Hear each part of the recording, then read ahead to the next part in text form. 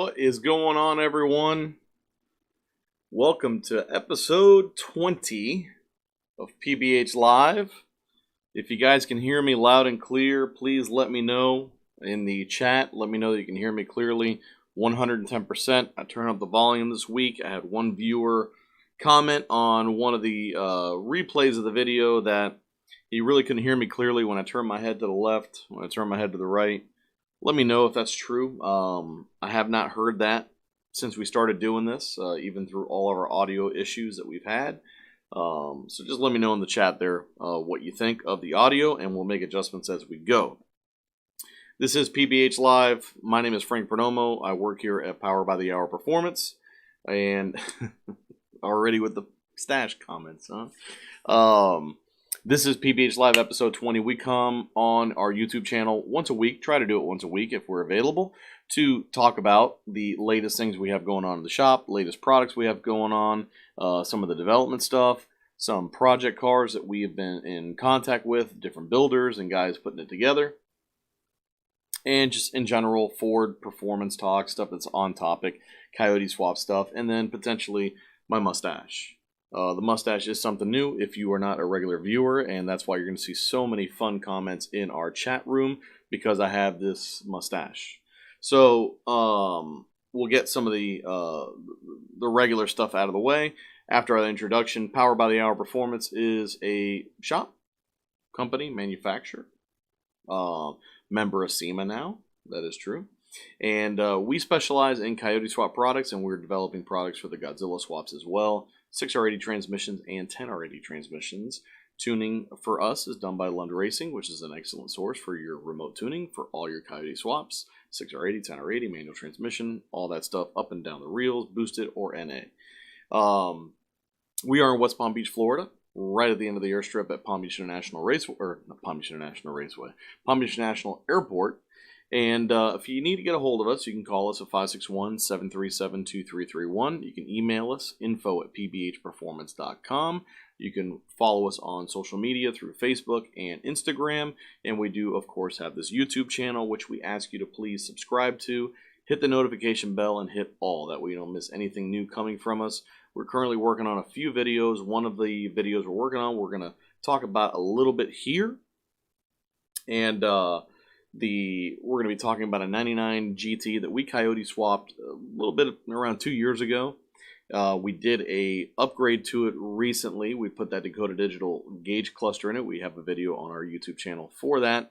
And now it's back for a Supercharger. And we're putting an Edelbrock 2650 Supercharger in there, along with a T56 Magnum transmission and a 4 Innovations fuel system. The car is going to be pretty killer when it's done, and it's coming out really, really nice. Tonight, we're going to talk a little bit about something we ran into with the heat exchanger, and it's something that I don't hear talked about a whole lot in the Coyote Swap boards on Facebook, and I don't get asked a whole lot of questions about it, so I want to cover it. We're also going to be talking about me going out to the Autocross last Friday night at Palm Beach International Raceway, the Autocross League. I was out there running the new GM Type 2 pump that we've gotten from Detroit Speed. So I want to give you a little bit of feedback on that and tell you how I did. We do have some product updates that are related to that power steering pump as well. And we want to wish all of our friends and builders and stuff that are in Texas and that whole region, Louisiana, good luck with this hurricane that's coming through. We definitely feel your pain. We definitely deal with plenty of hurricanes down here in our area. We've been really, really lucky in the last few years, but this one seems like a pretty strong one. I think it was a Category 4 heading into this afternoon. It was going to make landfall, already was. I know Gumby is in the direct path. I was talking to Parker earlier about it. I had some other friends out there that I wasn't able to get a hold of. They're probably going crazy getting supplies and different things figured out. So please, please be safe. Good luck. Hopefully there's not a whole lot of damage out there. You're not out of power for a long time. And let us know if there's anything we can help you with, if that as that's related. So anyway, other than that, everything else is going pretty strong down here. They're talking about opening to phase 2 for our COVID restrictions, which is good. Everything's seeming to really, normalizing for us. So we'll keep rolling with that. We're also going to talk about, if we have time, a truck. I didn't get a chance to talk about it last week. Was from our friends at Metal Brothers in Alabama. And cover that a little bit. I think we got off topic and started talking about Josh Godinez Firebird, which I want to talk about as well. So we'll just get rolling here and start talking about the stuff we ran into on this 99 GT. Real quick, we'll say hi to a few people here. I think the first guy, I don't see the first guy anymore, but I see Jose Delgado. Says he was second in line today in the chat. Congratulations, he's the first loser. Parker's in the house. Renner 595959. 2000 MCR. Rob says, what's up? He's got a question there I'm going to cover in a second. One of our favorite members, Pussy Pounder, is in the house. Root Beer, what's going on? Doug, I sent you an email back earlier. I think you responded. I just haven't taken a look at it yet. Let's see here. Matthew Plavidal. He is in that area. It's going to be affected by that hurricane, I believe. He says, all good here in the southeast Louisiana. Not so much for the southwest of Louisiana with Laura. Hope those all get out. Well, hopefully so, too. I know that's the flooding is usually really hard in that area, I believe. So everyone's saying they can hear me pretty clear. Rob with the Ron Jeremy mustache comment. All right.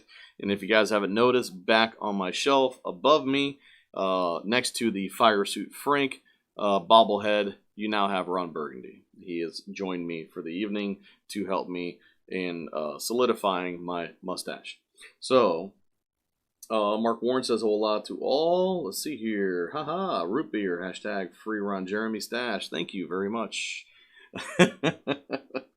Lorenzo Enzo. Hey, Frank, I was watching one of the Foxcast videos in the fuel system. Wanted to know returns. Okay, we'll cover that in the text section here coming up after we make a few announcements, cover a few things. Yes, Great Odin's Raven. Root Beer says, I want to stay, but I have to study for a very expensive test. Thanks as always for the info you give. Thank you for joining. Thank you for the support, brother. Good luck with your test. I don't know what test. It's expensive. So that sounds like one of those medical tests. Maybe you're in residency and you're working your way up. Maybe it's something to do with the board. Maybe you're going to become an insurance salesman. Who knows? But good luck with it. All right, everyone. And Alex Flores is here. He says, no on the mustache. I think I'm just going to write it out. Why not? What do I have to lose exactly? I mean, other than the esteem of having a full goat. But I like the mustache. I like it. I'm getting used to it. It's actually different shaving in the morning. And the 5 o'clock shadow comes even heavier because this is the area that really likes to grow. So it's a lot of work. But I'm willing to take it and go the distance. So, but anyway, we're going to talk about this 99 GT that we have here. We've been working on it over the last month or so, getting the Edelbrock 2650 installed, getting the T56 Magnum installed, getting the fuel system figured out. And it takes a while because we don't do work regularly here. We don't bring in jobs and projects unless it's something we want to highlight on our YouTube channel or do like a product or R&D on it. And the Edelbrock 2650 was something that was sent to us, and it hasn't been used in a whole lot of Mustang applications. I know Alex has it in his Fairmont, but they got us hooked up with one. We developed our speed drive for it, and this car was really perfect to get it installed on. The customer didn't really want to make a ton of power. He's going to be happy with the 650 horsepower you can do with his Gen 2 motor. It's got ARH long tubes, Maximum Motorsports K member. It's got a nice cowl hood on it, and we're working through all the progressions here, and we're filming all of it, so it's going to be a nice lengthy featured video on our YouTube channel. It's probably going to end up running over 20 minutes covering all the aspects of the build. So anybody doing a supercharger upgrade to a Coyote Swap Mustang will really be able to watch that and take some points and hints as far as what they can do with their vehicle. 99 GT, not much different than a Fox body other than some cladding and wheelbase stuff. But what we run into, as far as what we're going to highlight tonight in the heat exchanger installation, is important because even the Fox bodies all the way through the 04 cars have it. And in general, most vehicles that are going to be Coyote swapping, these are things you might run into. So we found Edelbrock, to preface everything, Edelbrock sent us a really nice heat exchanger. Dual pass. It is painted black. I'll get you a photo of it here on the page. Okay, this is the heat exchanger that we're working with. It's a big core. It doesn't have a fan. I don't think we're going to need a fan for it because it is so big, and we have the factory fan pulling a lot of CFM behind it. We're going to be mounting it right in front of the condenser, which is right on top of the radiator. Everything still has the factory boxing, so I think it's going to work really, really, really good for it. As you can see, it's got the, I want to say they're 5/8 ports on the one side, and it's got some mounting stanchions on both sides. Now, those have like 1/4 thread inside of them, and we're going to be able to use some of them, but on one side we're not. The reason why this has become such a little project is this guy here. So, Fox bodies all the way through your 04 GTs with modular Ford engines in them. They have power steering coolers. It's not much of a cooler, but it is a cooler nonetheless. And this guy here is going to be in the way of anyone doing a heat exchanger or even an intercooler with air to air. Now, I haven't heard a whole lot of people ask about this part of the installation, and I don't know if it's just known knowledge or, hey, I know how to get rid of that, but just to address it and make sure it's out there, so in case you're planning on doing something and you haven't thought about this, you have your power steering lines, whether it's a Fox or a 4.6, anything along those lines, and it's going to go up to this cooler coming out of the rack, go up to this cooler, loop around, and come back to the reservoir. If you have Hydro Boost, it'll split off and do all its funky stuff, but this is where those lines are going, and it's keeping your power steering fluid temperatures normalized.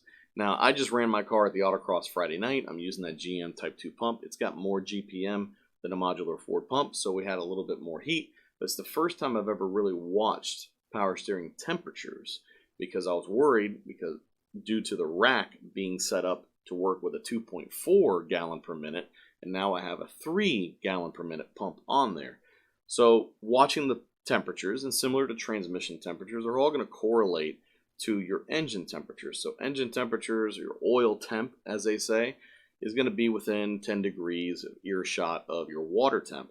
Water temp out there, I'm not seeing much more than 200 degrees during the runs. I come back around, my fan's cycling on and off because the cooling system can handle what I'm throwing at it. My radiator is boxed in. I got a vented or a louvered hood. So I got all the advantages you can think of, and I'm just running a Spall 16-inch fan. I think they draw, I think they produce probably about 2,000 CFM maybe, and there's no shroud on it. So I got plenty of air flow in that air box, and the only thing I'm running is this little tiny power steering cooler that we get from the auto parts store. They're about 40 or 50 bucks, and they're really easy to install, and it's literally just drawn through the radiator and held up in place.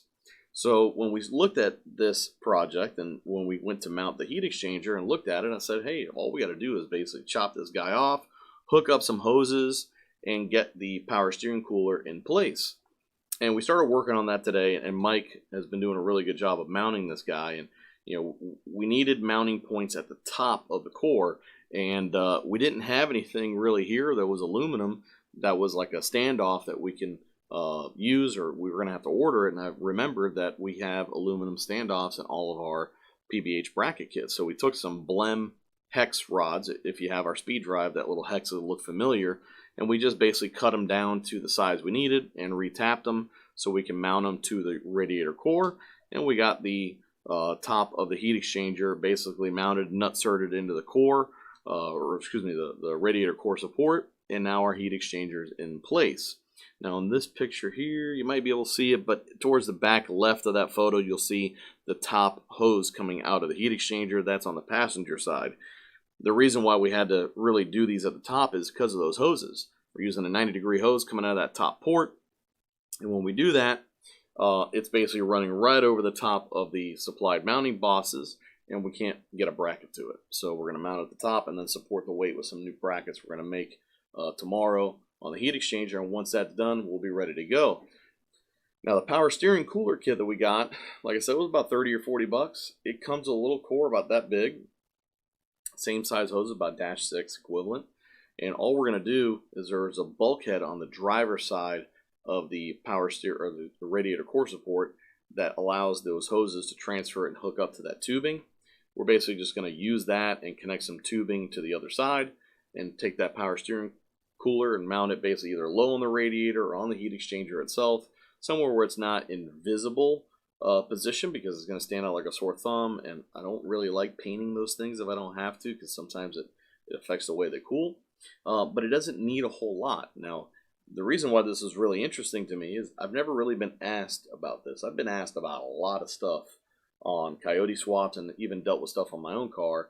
And I think this is one of those things that gets done. Oh yeah, it's an easy solution, so it's not really brought up as a topic of conversation, but it is something you're going to have to deal with. So keep this in mind if you're moving your radiator, adding a heat exchanger, adding an intercooler. That part of your project is going to be, if you have a power steering cooler, relocating it. Now, you're probably not going to be able to use the factory pieces because naturally they're big and awkward and they're going to be occupying the space that you want to occupy. And plus, you can improve the cooling properties of your power steering system by going to a little tube and fin power steering cooler. You can get as cheap or as expensive as you want here. You can get a stack plate style one if you really have some high performance power steering needs. Guys that have Hydro Boost, they're going to be doing heavy braking like an autocross, driver's education, or racing, road racing, where you're really using your power steering system a lot. You might want to get a more substantial cooler and put it in a better location. That way you don't get that higher power steering fluid temperature, which could affect the way the pump works. And you don't want that pump to get thin fluid in it. It could cavitate at that point. You can even boil that fluid, similar like you could in a transmission or even your engine oil, and start breaking it down. Then you get deposits and everything goes wrong. And I don't want to get too scientific with it, but keep it cool. If you keep it cool, it's going to basically prevent having any issues. Now, I am going to show you a video of me at the Autocross, and in that video, you can hear the GM Type 2 pump making a little bit of noise while it's being used. That's pretty much normal for that style of pump from what we've understood and spoken to everybody in the industry, especially when it's being used. The other thing to remember, it's producing 3 gallon per minute. I got a steering rack, which is a 99-04 Cobra style rack that is designed to really only take 2.4 gallon per minute. And I imagine that combination is going to produce a little bit more noise as well. And help in creating more heat and creating a little bit more resistance in the system and so forth.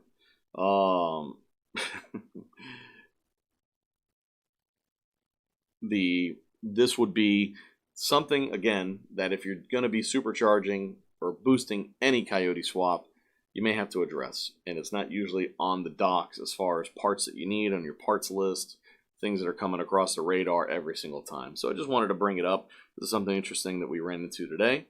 We'll get to some of the comments, which I've missed here. Let's see here. You guys really don't like, it seems to be a deep divide here, whether you like the mustache or you don't. I'm not really sure why. I like it. I'm happy with it. Is there anything more that you need to worry about in my personal appearance choices than my happiness? I really don't care really what you guys think about how I look. I know I look good. And yes, my wife likes it. And my other wife, Alex Flores, doesn't. So my wife likes it, but my mistress doesn't. She's not leaving me though. You know, Alex is still hanging around. I'm not going to a pencil thin mustache. I'm not going to go to a catfish deal. So, you know, just take it easy. Jose Delgado chiming into the super chat. Thanks for the 1 hour time from ordering to shipping on my order today. Oh, you're welcome, man. Absolutely. Anytime. If you need anything else, make sure to reach out to us. We're definitely here, brother, to help you out. Wild Horse Garage. Hey, thank you very much. Yeah, it was fun to go out there and win. I'll tell you a little bit about that because it's always exciting when I go to the Autocross. For some reason, I don't do it any other way. Foxcast Media, which is Caleb, he is here. Best thermostat for a street swap with AC. Hey, why not go to a 170 thermostat? I run a 198 in mine, but I don't have, that's the stock. I don't have air conditioning. So I like the 170 thermostats if you need a head start, if you have a cooling issue. If not, the stock thermostats do just fine in factory cars. They have 198. They have the same thin radiators that we have in Fox bodies and new edges. This new edge that we're working on right now, that 99, has got a stock radiator. We did not upgrade it. I'm very interested to see how it handles cooling. I don't think it's going to have a problem, especially with the stock fan. Let's see here. Yeah, Parker mentions that he's bypassed his cooler. That is an option for you. I always like to have a cooling element on it. if you bypass it, just make sure you have enough line, and maybe even route that line similar to the factory where it gets some cooling properties. Obviously, the hose isn't really a good heat sink, so if you are rerouting it or bypassing it like that, make sure you give it a little bit of length. Don't just make a quick U-turn because you're limiting how it cools. Now, if you drive it like Miss Daisy and you're not really depending on that power steering for any type of steering or performance driving, may not be a problem. So, anyway. Yeah, the wife likes the mustache, guys. All right, so I'm going to tell you about my trip to the Autocross. Now, PBIR has an Autocross league. It is an in-house league. They have points. I was in the V8 class. I got kicked out of the V8 class because I trailered my car there due to the rules. It is a street legal vehicle, but since it's trailered there, I'm not allowed in any of the street classes. So now I'm in the unlimited class. And the unlimited class makes me a little vulnerable in the performance out there because you can show up with a Formula One car, an Indy car, a really light car, a go-kart, anything along those lines is street legal, and I have to compete against you. At the same time, you could be a Subaru that decided to run slicks today, and now I'm up against you. So there's no limitation on tire. So I'm a little vulnerable in that class. So I'm a little worried about that because you never know what's going to show up. Could be a Tesla on slicks. Good luck. I don't know if I'm going to have what it takes to beat that. But anyway, the fastest times out there are in the 50-second range. So 50.2s and 50.6s. I'm running, my best I've run out there was like a 51.3, and I know I can run in the 51s consistently. Where I am vulnerable out there is on the launch. Most of these newer cars have launch control. They have PDKs. They have DCT transmissions. They are awesome right out of the hole. So they can run really quick and beat me and put a second on me, I would guess, before they get to the first turn.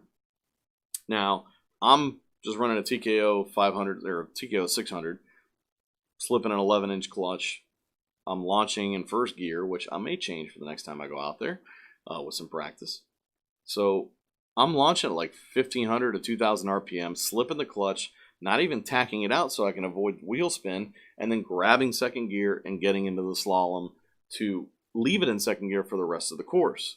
We're talking about a little today. I think what I'm going to try to do is launch it in second gear to try to get it more aggressive out of the hole, hopefully not lose traction in that sense, and then roll and leave it in second gear basically for the whole session. That means if I can avoid that shift, there's a couple thousandths there. If I can get a good launch, it should be quicker out of the hole.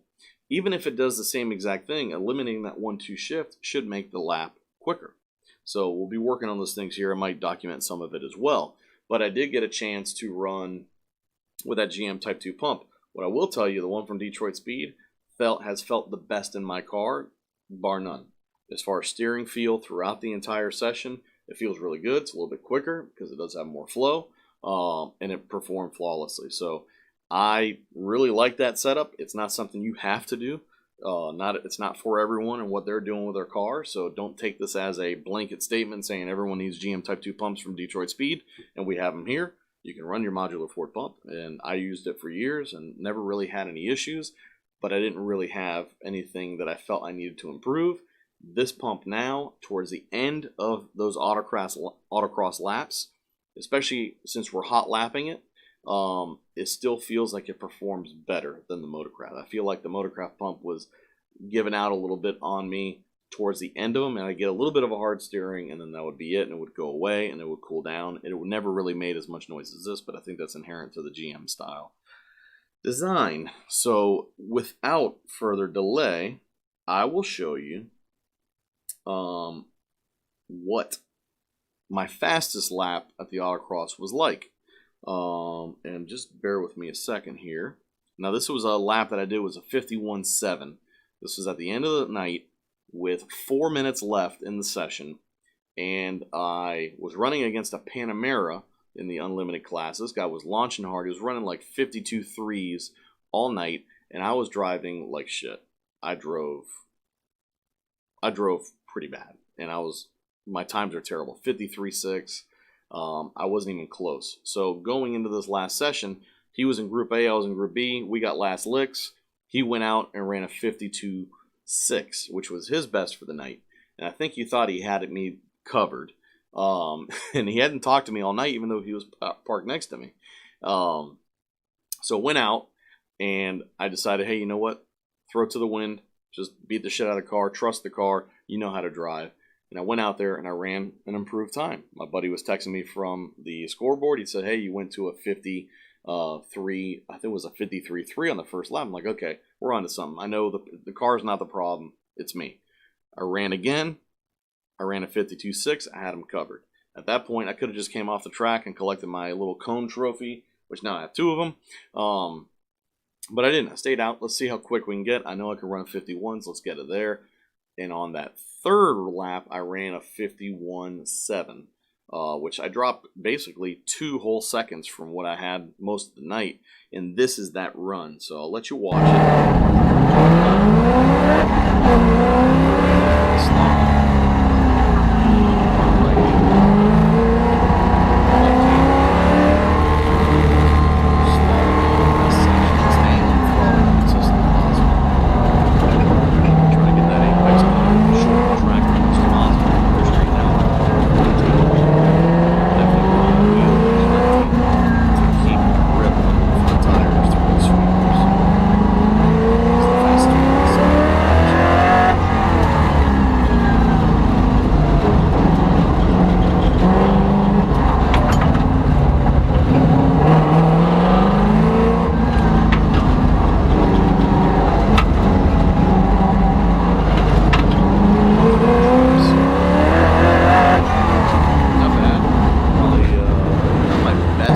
Out there, but definitely some fun driving. There's still room for improvement in that lap, I would say, and I think the launch is going to be the biggest overall global change that I have available to me right now. And for guys who aren't into autocross or road racing, this might be a little boring and whatnot, but maybe, you know, this is stuff we're another thing that I'm taking a Coyote. Basically, we're taking a Coyote engine, putting it in our Fox body, and making it work the best for us. But is the okay? So I think now that we I got the audio turned off. Can you guys hear me now? The video is playing, but you just hear me, right? Just let me know in the chat real quick before I start going through the lap again.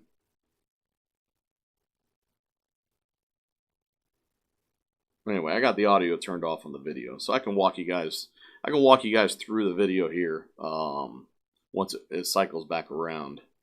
So anyway, as you can see, a lot of fun. You can kind of hear the power steering pump in the video a little bit there. I'm not concerned with that noise. This is basically in a max effort situation, so you're not going to hear that noise in parking lot settings and so forth. And I'll get back to that video and give you some of the pointers and what I see in that video here in a second. So GM Type 2 pump definitely has our vote of confidence.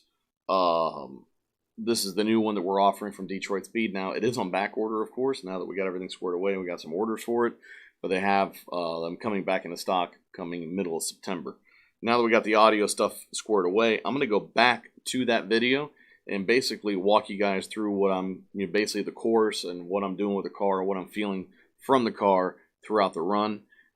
Just a little background on the car, if you don't know it, it's a Gen 1 motor, Gen 3 intake. It's got a custom 4-inch intake tube. It's got ARH long tubes. It's on E85, Lund Racing tuned.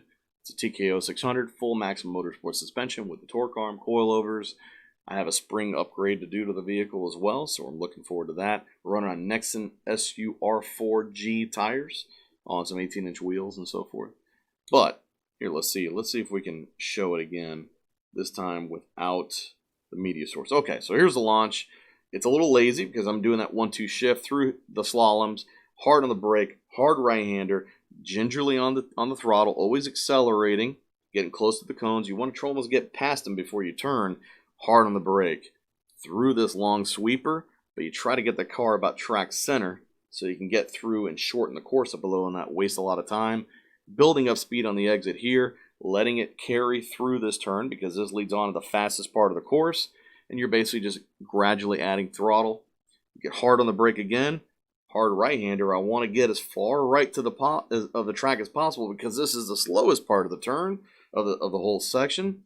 and then we go right-hander, left-hander, and try to set it up, because now we have the finish, which is a straightaway basically through these S-turns, and then you come to a stop without flat spotting your tires. Could you do it? Here we go again, right through the S's, hard on the brake, right-hander, tight to the left but not on the berm because it's tall. Get through here holding as much speed as possible, hard on the brake but not too hard to scrub too much, working the wheel left to right to try to get the camber just right to give you some more grip. Again, tight, trying to shorten the course as much as possible, and then start accelerating. Here I barely brake. I just coast through it, working the wheel, adding more throttle on the exit, more and more and more, until we get to the brake zone, hard on the brake, and throw it into the turn, get it to rotate, working the wheel again, trying to get that camber to work right for me, slow it all the way down, get it through here, and then gradually just bring it back up to speed.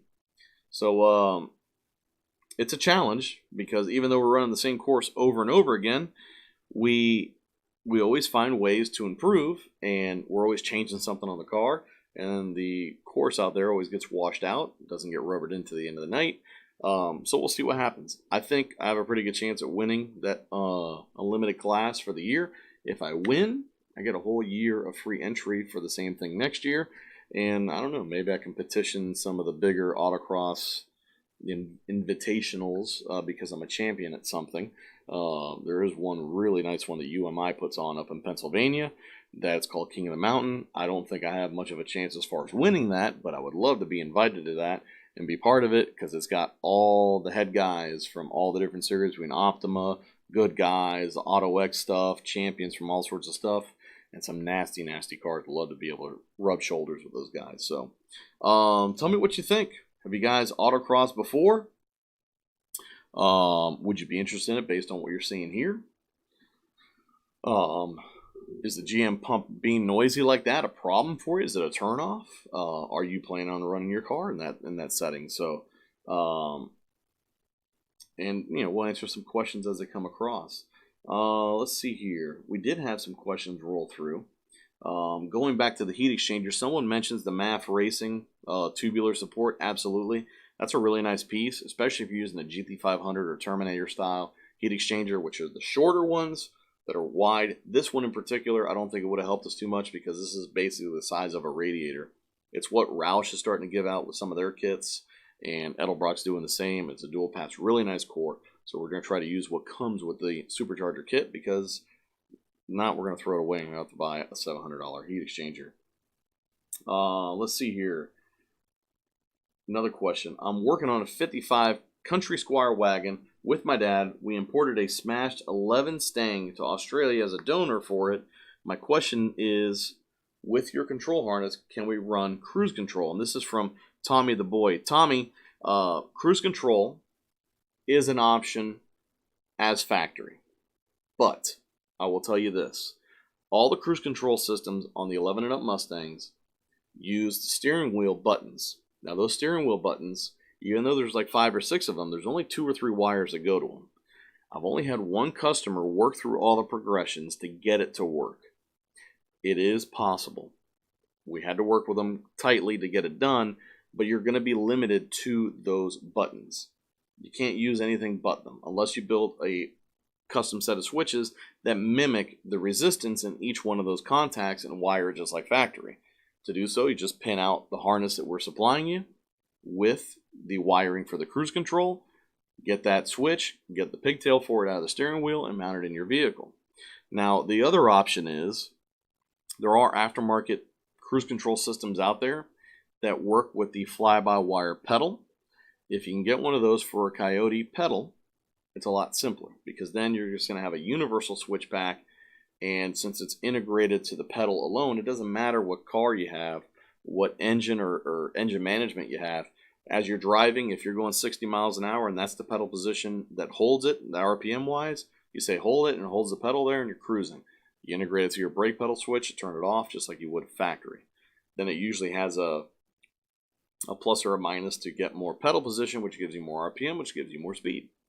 So there's 2 different routes of doing it. The aftermarket way, which I think is a little bit simpler, a little bit easier to figure out, versus the factory one, which I'm telling you right now hasn't been a real great path to success. We originally thought it was going to be a lot easier, so we left that wiring in our body harnesses. It is no longer in there because we don't want to basically make false claims that you can easily add cruise control with our harness. So keep that in mind. If you have any questions about it, you can email me, info@pbhperformance.com, and we'll try to get you hooked up with our tech guys so we can work with you and try to get it squared away, especially if you're using our harness. Some channel support coming through from Doug Fidelki. Thanks for all your help on the swap part so far. You're welcome, brother. Like I said, I did answer your email, and we'll get you that credit if you haven't gotten that mid pipe yet. Yeah, the BBK mid pipes are gone. They're discontinued. No longer an option. Something happened with BBK. I don't know if it's legal or COVID related, but they're gone. The headers are available. The mid pipes are gone. Gone for good. Had to do a few credits because of that. Jason Freeberg, some channel support. No more mustache jokes. Thanks for taking the time to do these live feeds and videos. You're welcome, brother. Thank you for the support. Thank you for tuning in. Thank you for letting people know about it as well. All the donations go right back into the channel and the videos we do on our YouTube, which we're using some of that new equipment to make the video on the 99 Mustang as well. TLW 1022. I think he's talking about the Autocross. Yes, I would love to try it. Just signed up for Firm Track Day and a Sebring Track Day. Absolutely. I was a drag racer. Well, at least I thought I was. I thought I was a street racer, Joe Cool, drag racer, getting ready to take over the NMRA with my stock-ish coupe that I had bought, and I was driving every day. I put Steeda control arms on. I put Nitto drag radials on. A set of bullets. It was 5-lug. It had a cam. It had iron heads, and it was a T5. I was going to dominate the streets with this exact car. And I did it, and all I did was break shit for like a year straight. And the Palm Beach Mustang Club guys would meet right across from the dealership that I was working at. And I decided to go over there, and sure enough, I go over there, and everyone's got, just brakes all the way around, and they're talking about Homestead and Sebring. And, my dad had talked to me about going back in the day to the 12 hours of Sebring and having a lot of fun. And I'm like, well, how far is Sebring? It's got to be 10 hours away, right? No, it's only 2 hours away. Homestead's 2 hours away. We got Moroso, the road course. And it piqued my interest, and I just decided to go sign up for one of them without doing any crazy thing. I had some Republic Ultra HPs put on all the way around. I went down, and I got the bug bit me pretty damn hard. But I was lucky enough to have some really good instructors who ended up being really, really good friends and become part of the Mustang Club, ended up being president of the Mustang Club, and ushered in a bunch of guys into the stuff. Hopefully, you get that kind of support from your local Mustang guys. It's a little bit different these days, obviously, as things progress. But the real fun of doing this stuff is just going out there and sharing the track with a bunch of track guys. There's a guy out there that's really being a knucklehead, trying to race you all the time. He's probably not going to be a whole lot of fun to share the track with. This is a real DEs, like what you signed up for. Those track days are really learning experiences wrapped up in like an adventure, because you're running a road course that you've driven in your video games and simulators and seen it on TV 1,000 times, but it's you in your car in that setting. And it's intimidating and a challenge at the same time. You also get to learn a lot about what your car can and can't do. The best suggestion I can give you, if you are new to it, try to make changes to the car, if you're going to make any, that will extend the amount of time you can spend on track. So these are cooling mods, brake cooling ducts, brake pads that are designed for that kind of heat, rotors, tires. You don't need slicks to have fun and learn a lot of stuff on the course. So keep all those things in mind. And if you have any questions, hit me up directly, because I can definitely get you some of the knowledge. I used to instruct as well. If you have videos, send them my way. I'll look at them and see if I can give you any pointers, anything I can pick up from any of the information you send me. But yes, that's awesome. Go out there, enjoy it. I haven't been to the Firm. Sebring, I've driven a million times. That's, to me, if there was only one course on the planet that needed to exist, to be Sebring, and don't change it. So, let's see here. Wild Horse Garage says GM pumps are always noisy-ish. That's what I've been hearing from all the top guys. I'd like to see what my 14 GT would do on that. That's Mark Warren. I think it'd do pretty good. The bigger the car, sometimes a little bit tougher on the tighter courses. But they handle, I mean, a 14 GT, I mean, that's leap years better than what my car is from the factory. So I don't think any of the cars really do bad. That Panamera was a big car, and he was doing fine. He was hanging in there at 52.7. That's no slouch. The best time was a 50.1. There's only 3 guys in the 50s, and I was one of the 4 guys in the 51s, and he was a 52.6, so he's not too far off. He was driving the wheels off of it. Let's see here. Terry, do you really need power steering for a 1-minute run? Yeah, absolutely. Manual steering, once you get moving, probably will work pretty well, but overwhelmingly, because of the weight of the car and how big the tires are that we're running, we definitely need to have some assist unless you have monster arms and you get really used to it. A lot of guys ask the same thing with brakes. I run manual brakes, and they kind of go, ooh. Well, there's 2 different flavors of manual brakes. There's the manual brakes that you can accomplish with cheap components, I would say, with not well thought out components, where they just give you a pedal. It looks like a rod with a pad at the bottom, and you have to, only leverage you have is what's in your foot and where the seat position is. You got the wrong master cylinder for the brakes, and it feels like you're pushing a wall. That's not well thought out manual brakes. Well thought out manual brakes, they're going to have a challenge, which is when your brakes are cold. You have to develop some friction. That way you don't have kind of like that ice pedal where you're pushing and pushing and pushing and nothing's happening. Especially after you wash a car, your rotors get a little bit of that surface rust on them. That happens to me all the time in the first sessions when you go out in the autocrosses to try to warm up the brakes. Once you get them warmed up, if everything is spec'd out properly, they're going to perform just as good as an assisted brake, but they're going to be more honest. So with vacuum assisted brakes, you're getting that 2-to-1. If you're going into a turn and you're trying to threshold brake and it's vacuum assisted and you start revving the engine up and down, it can actually fluctuate how much assist you're giving the brakes. So your brakes are inconsistent. And your pedal effort may change. What you think is where you may think your pedal needs to be, maybe too much, and put the car into ABS. With manual, the only modulation is your foot and how much grip you have in the tires and the surface itself. That's it. So it's more honest. It allows you to be a little bit more consistent, in my opinion. Power steering, I'll be honest with you, I've never driven my car without power steering, other than when it failed a few times back in the day. I don't think it's going to be, especially if I have a power rack, a rack that's designed for power steering. It's not a fair comparison, but if you have a manual rack, I imagine you could probably do it. But I would want that quicker steering feel. If it can deliver that quicker feeling steering, then I would probably say it's a better option. But I think for autocross, the power steering is probably going to be a better option for most of us. Christopher Robinson, see you're late, brother. Thank you for joining either way. Let's see here. Austin Miller has a question. Currently doing a 92 Coyote Swap Ranger for autocross, full custom frame and IRS, lots of PBH parts on it as well. Any recommendations for a soon-to-be new autocrosser? Hey, listen, man, I'm actually still kind of new. I'm just lucky that I started with a car that was pretty much developed for a similar handling, which is in road racing, and I have been driving the car for a long time.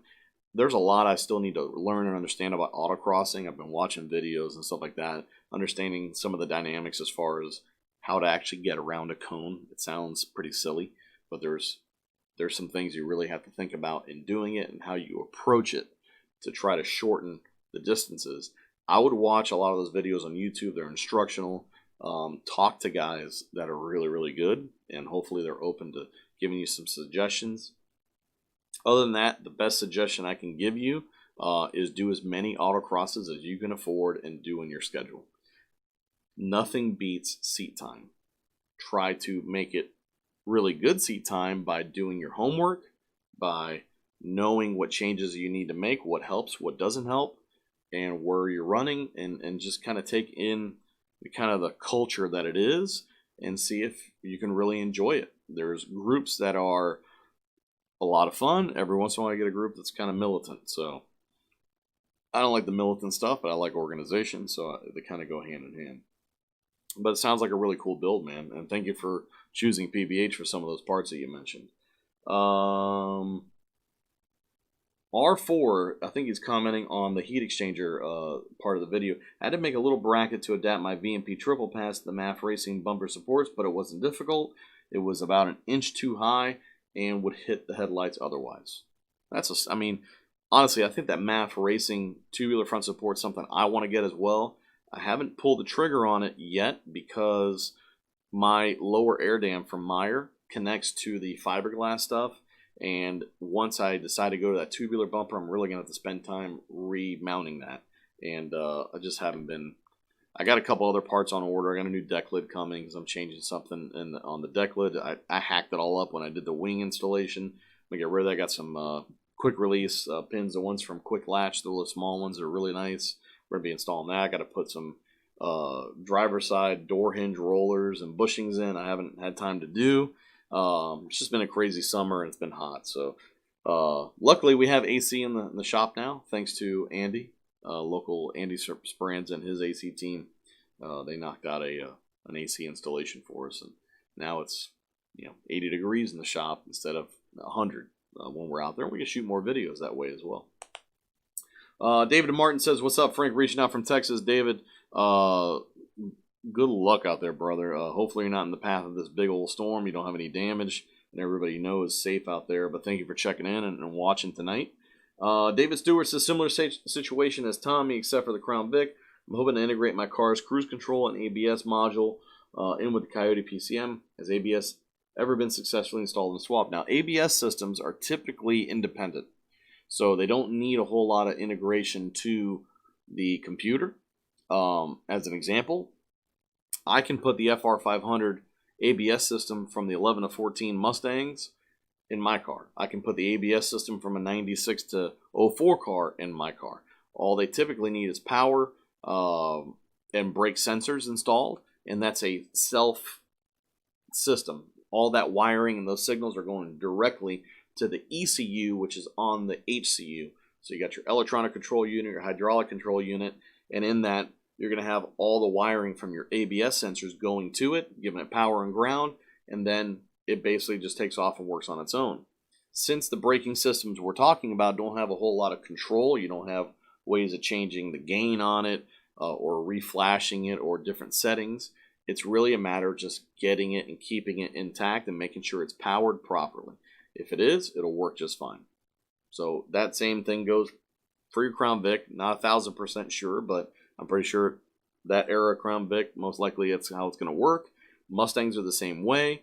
You can keep your ABS with a Coyote Swap. You don't have to tie your Coyote computer into your ABS computer from your factory car. Again, ABS is something I don't have. Kind of wish I would have it just to eliminate some of the flat spotting of the tires when I'm trying to get it to come to a stop. I think it really would help me when I was racing the car in American Iron as well. But yeah, ABS, definitely you can keep it. Cruise control, again,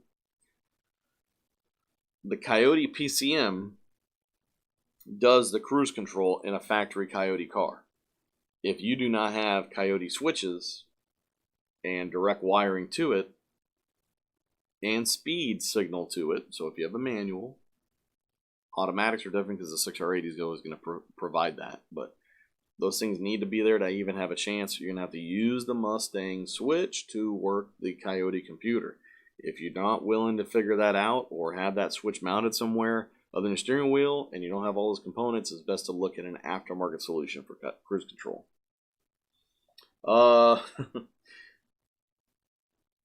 Jose Troches says, "Always wanted to do the track, but I hear it really beats up your car."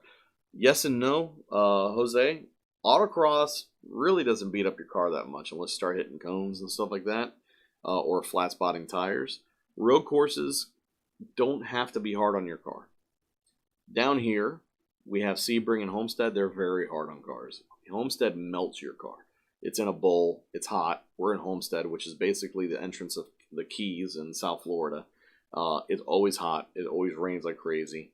And the course is pretty unforgiving. It never gives your car a chance to brake and cool down or even normalize. It just keeps getting hotter and hotter.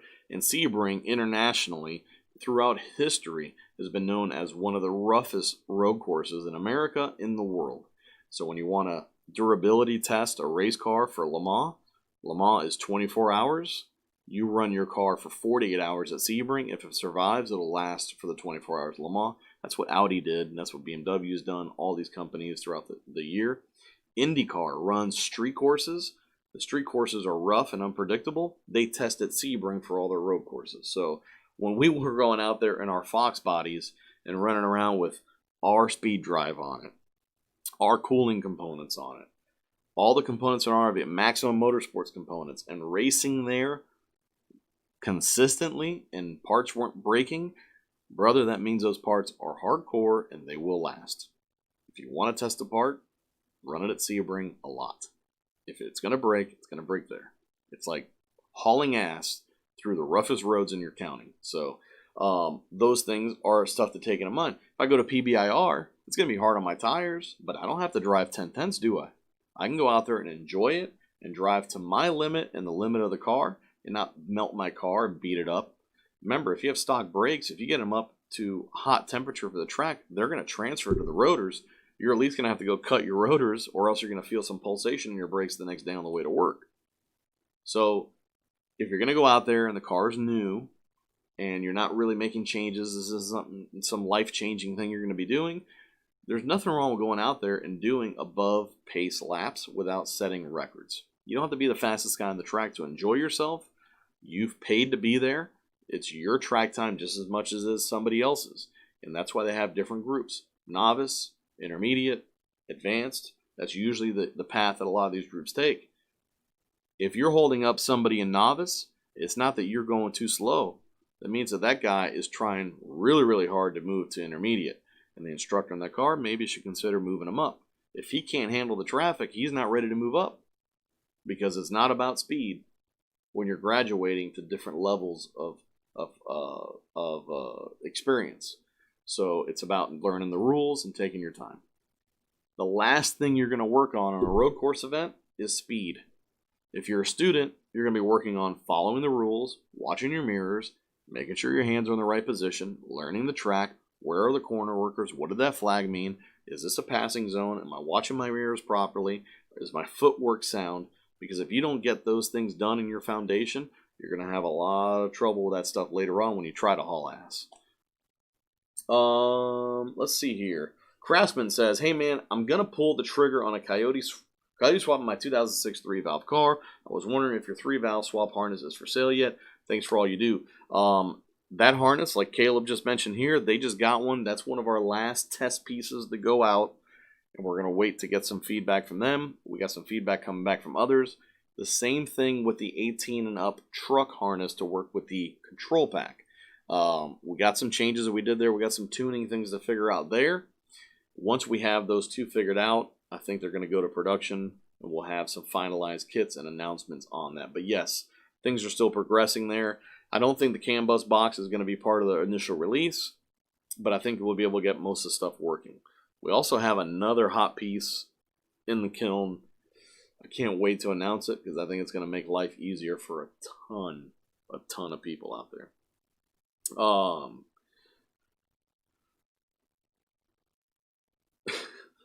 Let's see. So Caleb mentioned they got their harness, and Terry does make a good comment. Terry Cyberoth, you are racing the clock, not each other. That's an important comment, especially with autocross. You're racing yourself on that course. Time trials, kind of the same thing. Time trials on a road course, there's other cars out there with you, so it's kind of like a hopped up qualifying. You're racing mainly up here. And yeah, there's other things out there and other elements you got to worry about. But when you're doing driver's education, if you're on a road course, you're not racing. That is not road racing. There is not time being done. You may be timing yourself for your own reasons, but you are not racing. You are there to follow the damn rules and enjoy that course to the best of your ability and do it safely. Do not sign up for a driver's education event and go out there and try to get signed by a Formula One, scout. NASCAR doesn't go to these events to look for drivers. Porsche's not there looking for the next factory driver or test driver. Do not go out there and mess with people. Do not go out there and get aggressive. Yes, here's your track time, but you are there to follow those rules. And I will tell you, the insurance policies for those events are extremely expensive. So if you go out there and you ball up your car, hurt yourself or somebody else, you're going to be potentially putting a company that's doing track events out of business. So yes, autocross, a lot safer. You're in a parking lot, you got cones, less things to hit, less cars to hit. You don't have to worry about a lot of the stuff. It's a good entry level to do this. SCCA Track Night in America does a really nice job with easy to transition into track time. They're even doing one at Sebring coming up. They do them at PBI all the time, and they're a national organization. NASA has a great program for that. Shin Motorsports is a good program. Porsche Club of America has a good program for that. But follow the rules. Don't go in there with a head of steam trying to impress everybody. It's okay to get passed by a Honda. As long as you're learning, it's okay. And if you have too much ego to deal with that, this might not be the right game for you.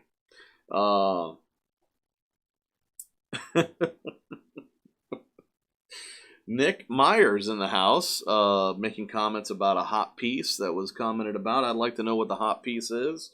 I've been called a hot piece from time to time. Nick, hopefully everything's going good, brother. Truck looks phenomenal, and hopefully there's some car shows coming out that we can meet up at and do some hot piecing together. Always fun. Always such a grand group of grabastic piles of amphibian, you know what, in this group here that I love.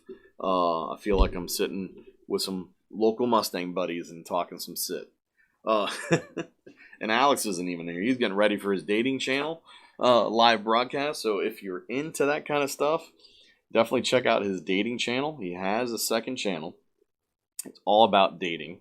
And he covers some of the more colorful things like hot pieces that Nick is commenting about here. Music to basically bang out to. He's got a lot of cool stuff on there that not for everyone, but it's a lot of fun. I hop in there and comment every once in a while as well.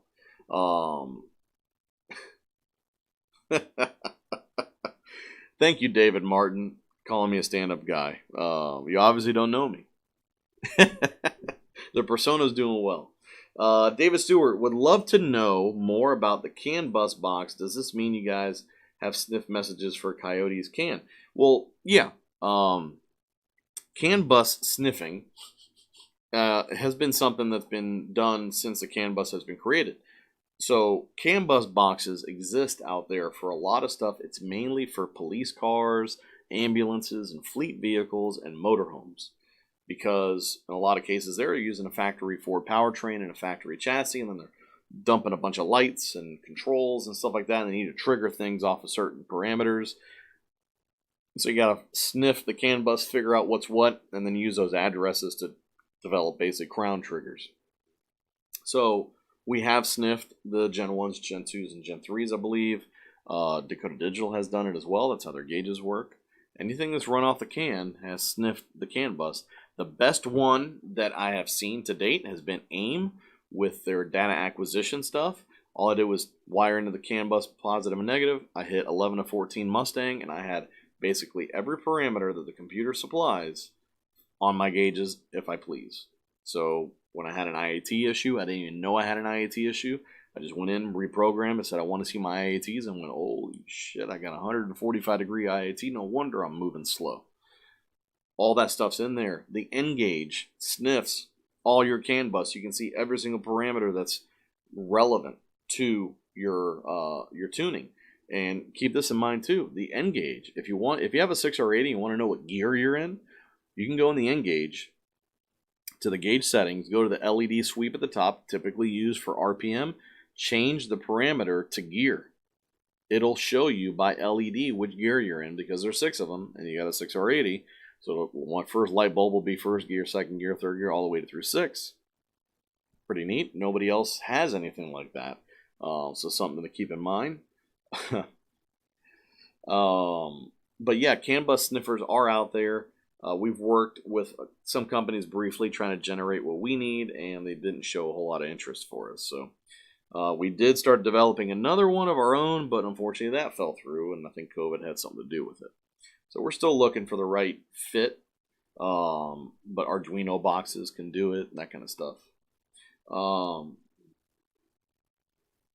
Let's see here. Why do we think the comp cams stage 3? Okay, why do we think the comp stage 3 cams are 8 weeks out? Probably cores and backlogs and machining and delivery chain and stuff like that. Who knows, man? I mean, I remember back in 2013, I went to order a set of cams and they were 6 weeks out, and that was when everything was hunky dory. They just didn't have the cores, and those cores literally come from the same company that make the cams for Ford. So if Ford puts in a big order, and these guys are busy doing stuff for another OEM, comp's not really that high on the list. So it could be anything. It could be that they had to fire all the machinists and they got to hire them back. Who knows? Yes, sniffing. A little Biden sniff there. 97 Outlaw 01. Looking to Coyote Swap a 72 Torino. Do you know of anyone doing a successful swap? Thanks for all you do. You're welcome, 97 Outlaw 01. Thanks for joining us tonight. On a Torino, I honestly haven't seen a whole lot of Torinos. I know I've seen a lot of the Falcons and Fairlanes of the 60s, but in the Torino area or arena, I haven't seen a whole lot. I know the Torino's a pretty big girl. You should be able to fit it. I don't think you're going to have to mess with too much of the towers either. 72 Torino. I'll have to look that up, man. It'd be interesting to see what it takes to get it in there. Absolutely. That'd be a neat project. I've always liked the 70.5 Falcon. How about that? Does anybody know what a 70.5 Falcon even looks like? It looks, I believe, like a Torino. It was like a weird year. In fact, they only put Falcon on it one place on the dashboard. And on top of that, that year, 70.5, you can get a 428 Cobra Jet Falcon. It was the only Cobra Jet Falcon ever available from the factory. I'm a Falcon guy, so sorry about that. Anyway, I'll do some research. If you want to email me, we can throw some things around and see who I can hook you up with maybe to help you figure that out. Let's see here. Nick Meyer has a serious question. Not playing around here, Nick. Any way for N-Gage CAN bus to read vacuum boost? Well, through the CAN bus, I don't think it can. Potentially, maybe. But I know the way they do it is with an add-on box. They have their own, Lund Racing has manufactured their own boost sensor, basically, that you install and wire into the N-Gage and add it as a secondary signal, like a custom install one, or like a, what do you call it? Damn it, I forget what they call it now, the nomenclature. But anyway, wire it into the N-Gage, and then it'll start showing boost for you on the N-Gage. On top of that, it'll data log the boost along with all of those factory parameters. So if you're data logging with the N-Gage, then you can see your boost alongside your air fuel and all that stuff in the factory database or data bus. Hope that answers what you're asking there, brother. Lorenzo Enzo says, I'm sorry if I'm doing so much in the chat. I'm starting my Coyote Swap on my 06 V6 this week, and I'm honestly anxious. Hey, that's a good time getting started, getting parts rolling. I got a full head of steam. Ride that out as much as possible. There's going to be stuff you're going to run into where you're just going to shrug your shoulders and go, ugh, I'd rather eat macaroni and cheese and drink beer right now. But being that's an 06, you don't have a ton of hard work to do. It's going to be plumbing, wiring. Wiring is the part that gets the most frustrating and most mundane, because that's where you put the most hours for seemingly the least amount of forward progress. You know, you put 8 hours into it and you pull an engine out, you see your progress. Look at what I did. Put an engine in. Look at that thing. It looks good in there. You start wiring and making butt connectors and heat shrinking stuff, and you're finished, and it's a little wire loom about this big. All that for that. It worked now, I guess. Whatever. That's where I got stuck the most on my project, was wiring.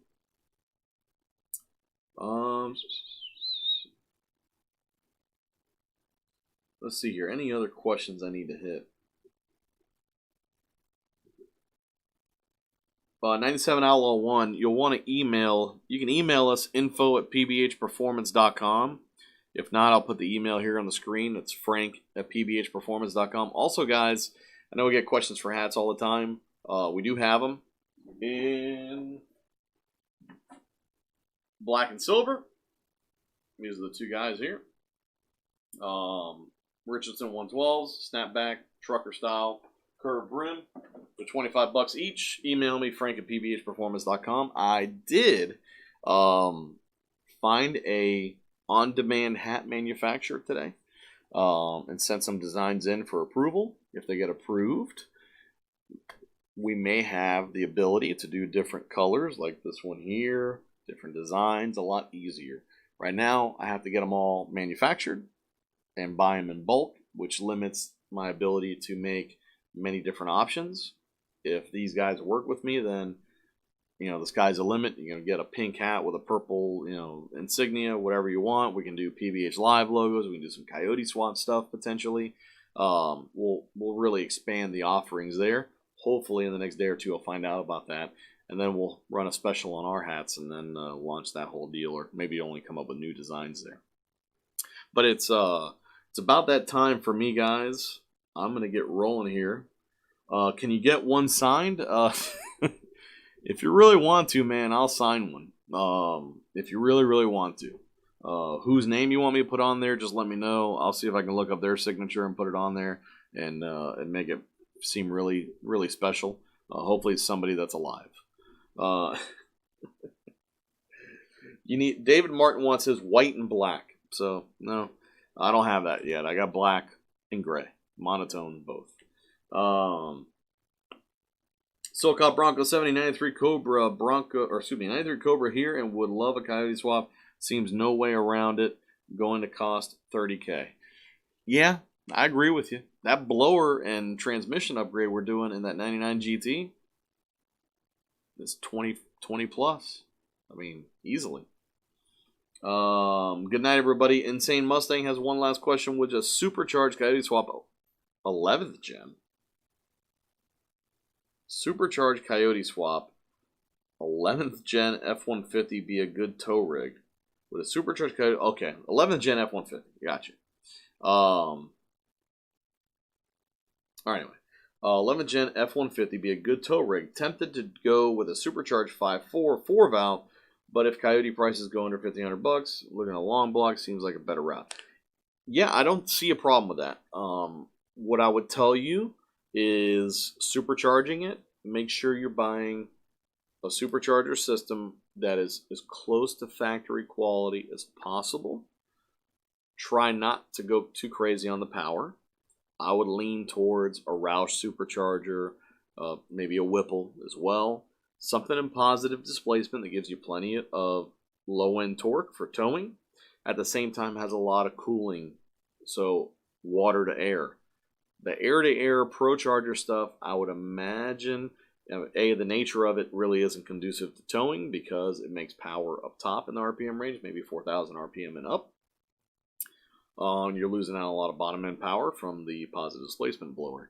And I would lean towards a PD blower. A little 2.3, 2.6 maybe, something along those lines, as close to factory quality as possible. I don't think it'd be a problem.